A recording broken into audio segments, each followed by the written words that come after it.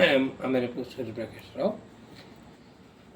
Friends and నా video చూసే మిత్రులందరికీ కూడా చెప్తున్నాను ఏంటంటే ఈరోజు చాలా ఎక్కువ మంది 1994 నుంచి 2024 దాకా నేను ఏ రోజు కూడా ఇటువంటి ఎలక్షన్ చూడలేదు.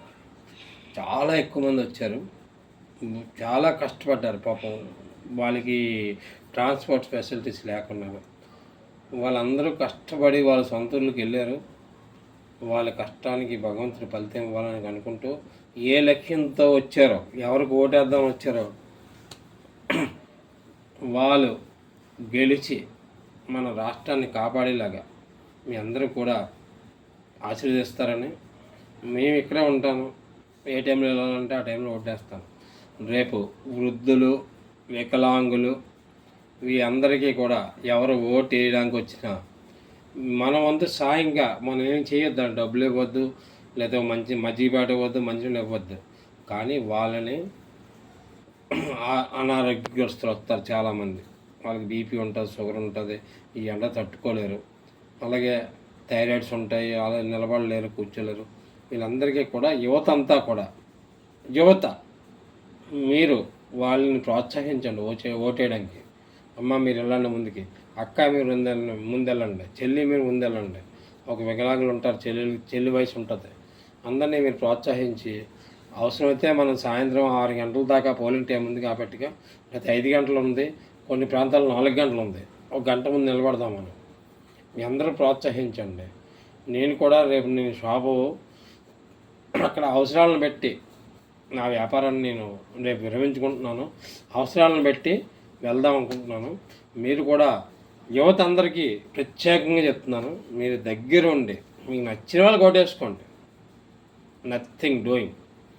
కానీ మీ అందరూ కూడా ప్రజాస్వామ్యాన్ని గెలిపించాలి.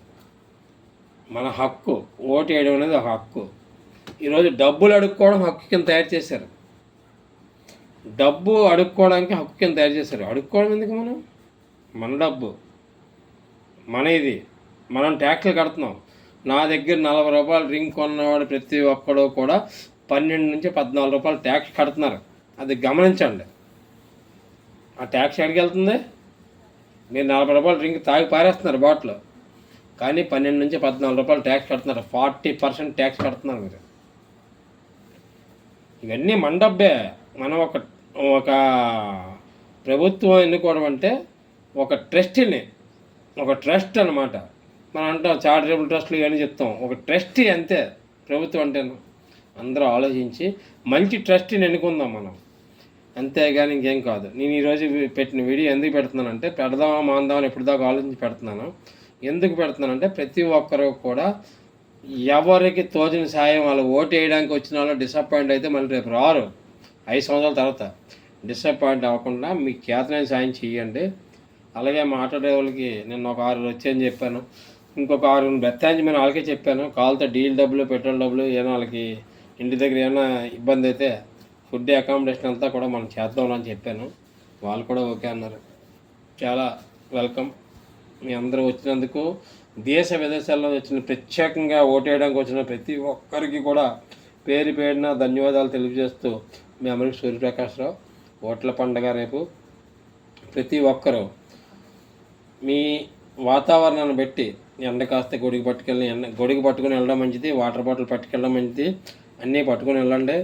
ఒకవేళ వర్షం పడితే గొడుగు పనికి వస్తుంది, ఎండ కాసినా గొడుగు పనికి వస్తుంది. కాబట్టి మీ అందరూ కూడా ఒక అరగంట ముందే 7 గంటలకు పోలింగ్ అవుద్దంటే 7:30కి 8 గంటలకు వెళ్ళి, అలాగే మధ్యాహ్నం వాళ్ళని కూడా ఎన్నికల నిర్వాహకులు కూడా 1 గంట నుంచి 2 గంటల దాకా గ్యాప్ ఇచ్చి 2 గంటలకు వెళ్ళి ఓపుకున్న వాళ్ళు వెళ్ళమండి. 4 గంటలకు ప్రతి ఒక్కరు కూడా 4 నుంచి లైన్లో నిలబడండి. మనం 6 గంటల దాకా 5 గంటల దాకా అంటే వాళ్ళు ఇచ్చిన టైం దాకా ఎవరి లైన్లో ఉంటే అందరికీ ఓటు ఇవ్వాల్సిన బాధ్యత ప్రభుత్వానికి ఉంది. ఇవ్వకపోతే మన ఎన్నికల నిర్వహణ అధికారి మీద తిరగబడదాం. మన బాధ్యతలు మనం తెచ్చుకుందాం. ఆడిచ్చి 1000 రూపాయల కోసం వెళ్ళి ధర్నాలు చేశారు. ఈరోజు రాస్తారోకోలు చేసిన టైప్లో అయిపోయారు. ప్రతి నాయకుడి ఇంటికి వెళ్ళారు. అన్నీ చూశాను వీడియోలో. అది తప్పు. మన హక్కుల్ని మనం కాపాడుకుందాం. రేపు 5 గంటలకు పోలింగ్ అంటే 5 గంటల లోపల ఎవరు నిలబడితే వాడికి ఓటు ఇవ్వాలి. 4 గంటలకు రోజున 4 గంటలకు ఇవ్వాలి, 6 గంటలకంటే 6 గంటలకు ఇవ్వాలి.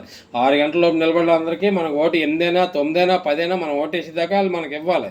ఇలాంటి హక్కుల కోసం బాధపడండి, ఎవడో ఇచ్చి డబ్బుల కోసం బాధపడద్దు. మన హక్కు, మన లైఫ్, మనం హ్యాపీ అంతే. మనం సంపాదించుకుందాం, చేపలు పట్టడం నేర్చుకుందాం. చేప పట్టిస్తే ఆడు ఎప్పుడు పట్టిస్తాడు, ఇలా దండ కట్టుకుని కూర్చోవద్దు.